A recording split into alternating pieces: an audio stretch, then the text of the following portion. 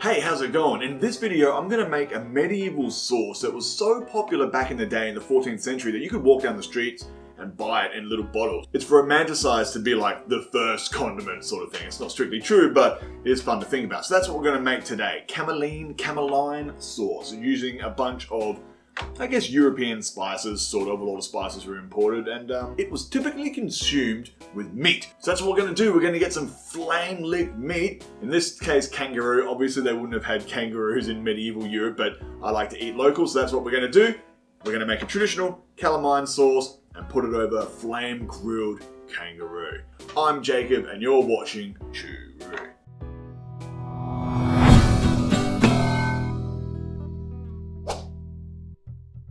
So not too long ago, I was just going for a little forage in the woods and I stumbled across this old book. And in it contained a recipe for cameline sauce. So that's the one we're going to make today. This is kind of like a weird yeasty bread-based sauce. I guess the bread is used as a thickener. So you're going to need some bread. Some say breadcrumbs, some recipes say just bread that you're going to soak. There's variations on this, of course. You're also going to want some red wine. This is very much a red wine bread sauce, I guess. And you're going to want some kind of vinegar. Now, some call for red vinegar, some say white vinegar, some say all kinds of different vinegars. I'm using an apple cider vinegar because I think that'll work well with the rich kangaroo that I'm going to cook. Again, it doesn't really matter as long as you're kind of using something standard. Spices, you're going to want cinnamon, ginger, cloves, sugar, maybe even salt. Again, there's variations on all of this. And saffron is mentioned a lot. The thing is, the original recipe from Menage a Trois, the novel or whatever it is.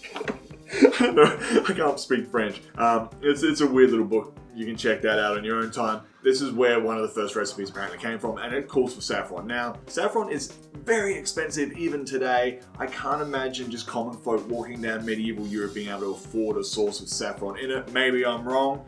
Maybe that was just for rich people. Spices were expensive back in the day, so a spiced sauce would have also been very expensive, but I don't know. Anyway, I don't have any saffron, so we're not using saffron. Right, so according to these recipes, you want to cut your bread into pieces and place it in a bowl with the wine and the vinegar. So that's what we're going to do, I guess. I probably should get a second camera for this. Hang on a sec. Fuck! Okay, so that's probably going to look like shit, but anyway, that's all I got. So, first things first, get some bread. Tear it up, throw it in your pan. I'm just using some old, it typically calls for sort of more refined bread, white bread, but, you know, at the time, people would have just used whatever they had. So this is kind of like I don't even know what that is. It's got chunks of shit in there. Some kind of sourdough looking motherfucker. Now, you want to soak that in your wine and vinegar. So, 3/4 of a cup of red wine, but we've doubled the recipe for today. Let's just throw a whole cup in, whatever that is. Woohoo! Shit. It went everywhere. My bad. Oh, that's tasty stuff. And 1/4 cup. So we're going to do 2/4 of a cup to 1/2 a cup of our apple cider vinegar.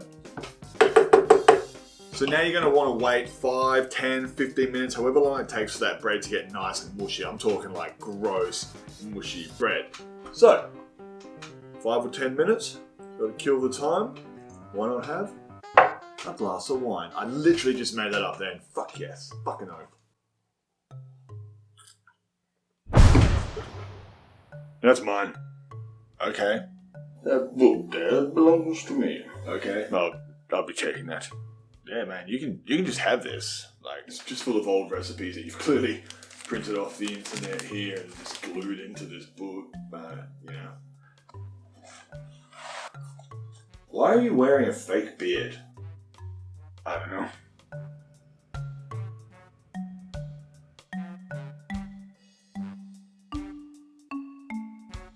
Oh, goodbye. Okay, bye.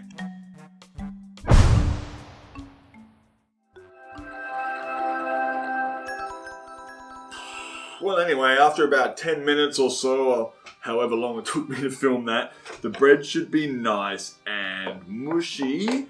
So now what you want to do, the recipe says you got to strain that through a fine sieve. Damn, that's one fine looking sieve. Ooh, yeah. Woohoo! There we go, look at that. It's gross as shit. Now, it says you want to smoosh that to get as much of that juice and the yummies out while keeping all that bread crap behind. Oh man, imagine eating that. Oh, better have a taste just because I said it, you know.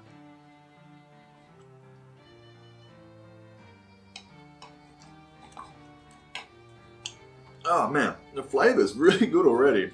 The texture is fucked. I guess that's why you gotta strain it. That's gross. It tastes good though. It's kind of like when you dip bread in balsamic vinegar and olive oil. But this has got red wine in it. Let's get it in there. Fuck, I don't have time for this. There we go. I mean, I do. Obviously, I've got lots of time. That'll do. Add spices and bring to a low boil. Too hot. Let's get temperature. There we go, 100. I'll get some of that gunk in there. Spices. Crushed up ginger. Yum. Now, it's supposed to be powdered, so I'll probably have to strain this one more time. Cinnamon. Okay. Good stuff. Nutmeg. Yum. Cloves. And brown sugar, you could use raw sugar, some say red sugar. Back in the day, they would just have like a block of cane sugar maybe and just did that. So I'm using brown sugar because again, I'm using a rich gamey meat that I'm going to put this on, but any sugar will do. You can tweak this to your tasting as long as the ratios aren't too wild because you don't want to overpower certain things. Simmering until thick. Now it says to serve warm, but I've read different sort of translations and recipes from different books and whatever, the internet. I just looked at the internet. I didn't fucking go to a library and start flipping through ancient scrolls. But the consensus that I found in my very, very brief research was that in summer you would serve this cool, in winter you would serve it warm. So, I don't know what difference that makes. I mean, that's just what they seem to have done. So I've made sauces similar to this in the past. They call this the mother of all sauces or something like that. It's probably not, well, of course it's not true. It's only a couple hundred years old, 400 or 600, 700 years old. But a lot of modern day European sauces are rooted in this. So I've made similar sauces to this, but typically if I want to thicken one up, use an animal fat, render it down, or just boil it down, reduce, or corn flour or regular flour. Bread is flour, it's glutinous, but this is taking a while. So, while that is reducing to get it nice and thick, because I don't want to add anything else, I just want to follow the recipe. So let's see what happens. Let's get the meat going. Well, the wind's picked up a bit, so I'm going to have to put a little shield here, but it's not fire ban season, but still, you got to be careful.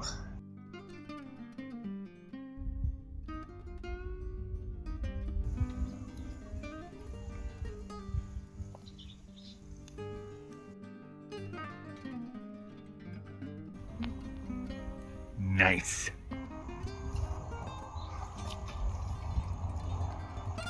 So all I did to this kangaroo was add salt. That's it. That's just straight kangaroo and salt. Usually I'd add a whole bunch of different stuff, but in this particular instance, I just want to see what the Cameline sauce tastes like. So that is pretty ordinary kangaroo, but it'll be good anyway. You probably should come try this in a minute. Oh yeah. Yeah, they're nice. Big purple Cameline sauce. Oh, dude. Oh my god. That is awesome looking. Right. Cameline. Oh yeah.